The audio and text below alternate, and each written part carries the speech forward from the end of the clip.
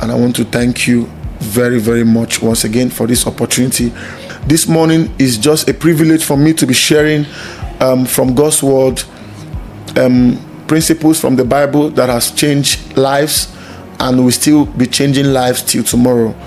And we are going to be discussing stewardship.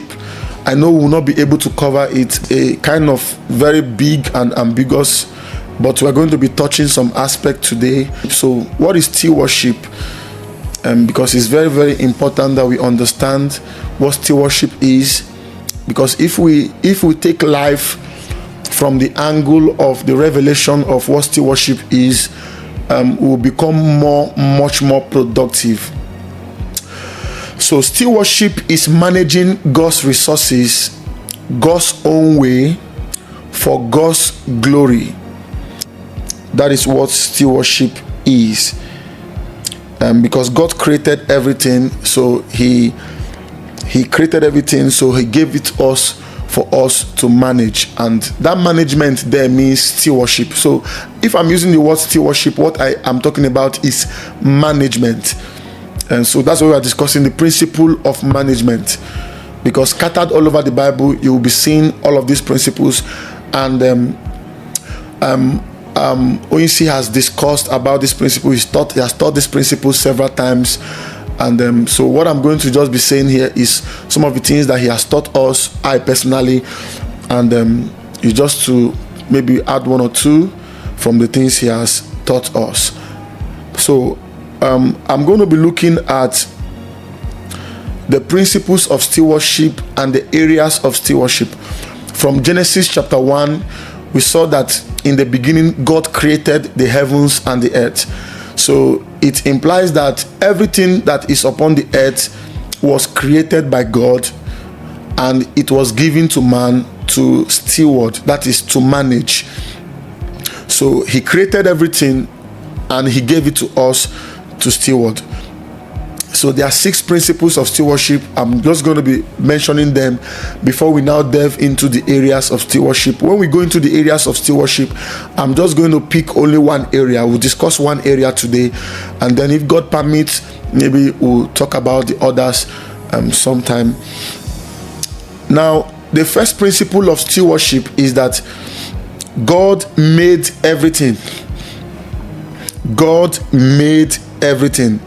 You can see that in Genesis chapter 1 and from verse 1. He said, in the beginning, God created everything. So that's the first principle. Nothing is your own. Nothing is your own. God created everything. God created everything.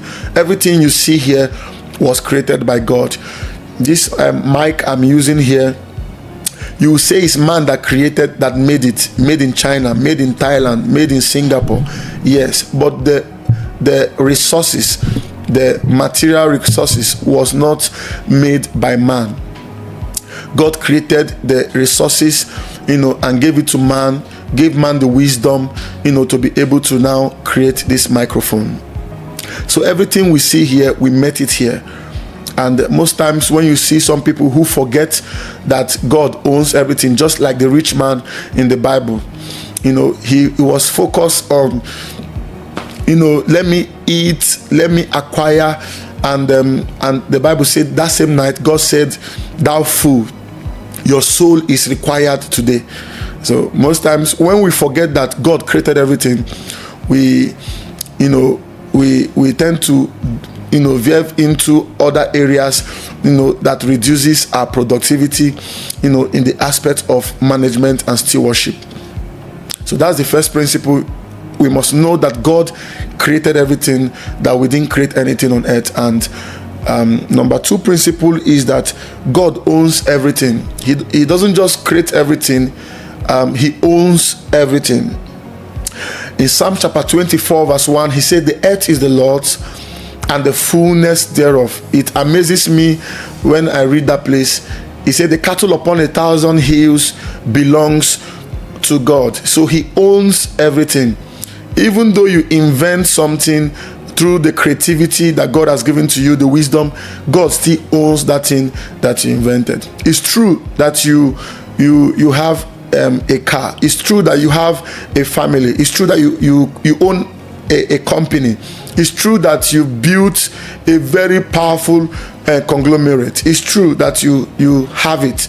But I want you to know that the truth is that you do not own it. God owns it. God owns it. Once you begin to relate with God from the area of stewardship, it humbles you. It makes you prepared. It makes you careful of how you live your life. Number 3 principle is that God delegates everything. He entrusts his resources. That's number 3 principle, is that God delegates. He created everything, number 1. He owns everything, number 2. And he delegated everything. He delegated everything, including the life that we live, the breath of life. When a baby is born, we celebrate. Wow, we do baby dedication, child dedication, party. Some persons do party and all of those things. We are grateful, we are happy for that life that comes into that baby. A time is going to come, that life also will be taken away from the baby, because that baby does not own that life. The life was given to that baby for a reason. So God delegates everything. He delegates everything. So if you look at one of the principles from Matthew chapter 25, you saw how a master gave talent, the parable of talent, to 3 different categories of individuals. He said he gave first one, he gave him 5 talents. In Matthew chapter 25, you can see the account from verse 14. He gave the second one 2 talents, and he gave the third one 1 talent. What struck me, Oyinsi has actually, broken this down in some of his podcasts when he talked about the parable of the talent. What struck me, and each time I read that place, is that he gave them according to their several abilities. So he did not give them because of sentiment. He gave them for a reason, because they have been practicing stewardship. They've been faithful or they've been unfaithful. He gave them based on what they have been doing with what has been given to them before. So you can see the one that was given 5. He was not given 5 because he was short, because he was tall, or because he came into the space, the first person that came into the space, or because he was the firstborn, or because he was the lastborn. No, there was no sentiment. He was given based on what he had done with what has been given to him before. So the Bible says, to who is faithful in that which is little, he said, more will be committed into his hands. Whosoever is not faithful in that which is little, that which he has will be taken away from him. So the one that was given 1, you could say, why did they give him 1? They gave him 1 because he had not been productive with the half that was given to him before. He has not been productive with the previous things that have been given to him before. So the master knew that he would not be productive with it. So he gave him 1 because he wouldn't want to waste his resources. The one that was given 5 was given 5 because he knew that this man would be able to multiply it. So God delegates everything. So as you are here, everything you have was given to you, delegated to you by God to steward. If you have a wife, if you have children, if you have a company, if you have money, if you have everything you have, it is given to you, to steward, and you must know that. Number 4 principle of stewardship is that God will hold man accountable. This is the one that scares me the most. God is going to hold man accountable. If God just gave us all those things and there will no accountability, no problem. Maybe you can just be doing anything you want. But what scares me is that everything given to me in time, in my life here right now, I'm going to stand before God one day and I'm going to give account of how I was able to manage them, how I was able to be productive with what He has given to me. And man is accountable. Man is accountable. Time will fail me to read an account in the Bible where a particular master called a steward, a man, a servant, and said, give account of your steward. and the man could not give account, and he sacked him. He sacked him from that stewardship position. He sacked him from the managerial position.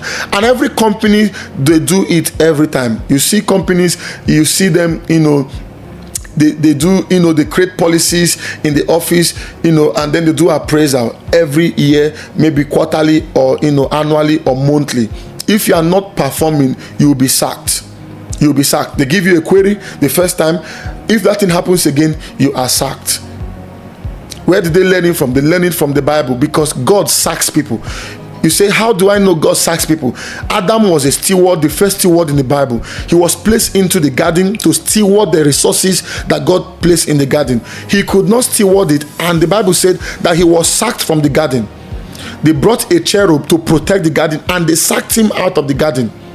So if you see people exiting this world, you see a lot of people exiting, like in life now, there are two roads. If you are traveling to the east, there are two lanes. And I want you to get this. You see people coming from the east to Lagos.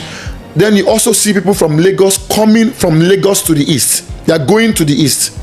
These are two lanes that are created. The same way in life, there are two lanes.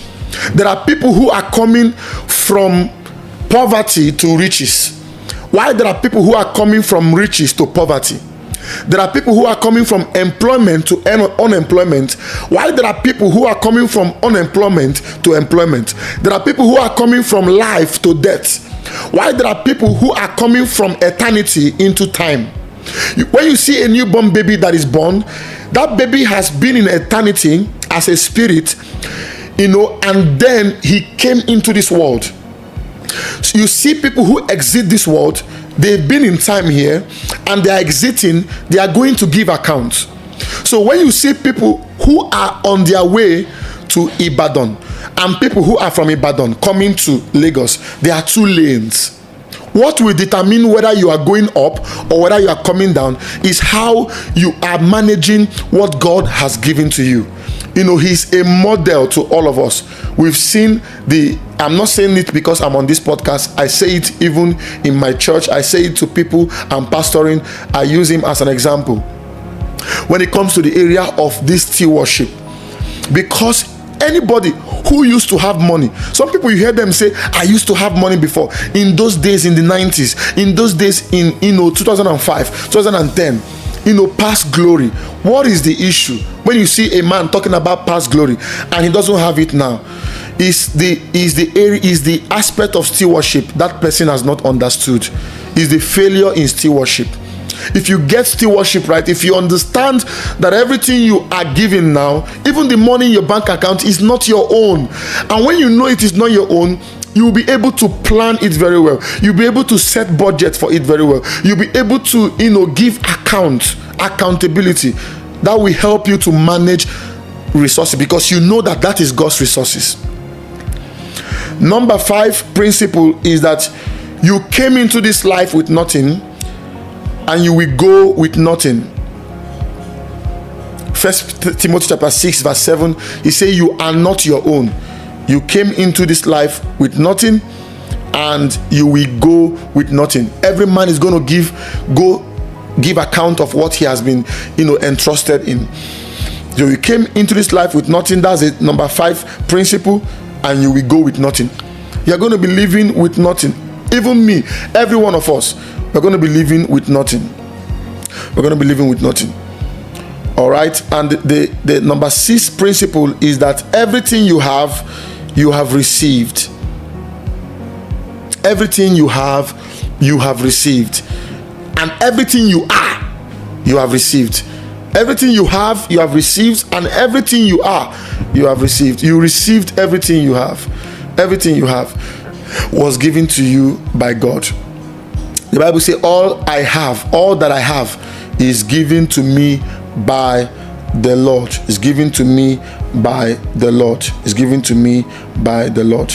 All right, so we are just going to touch on the areas of stewardship. There are 5 areas of stewardship here.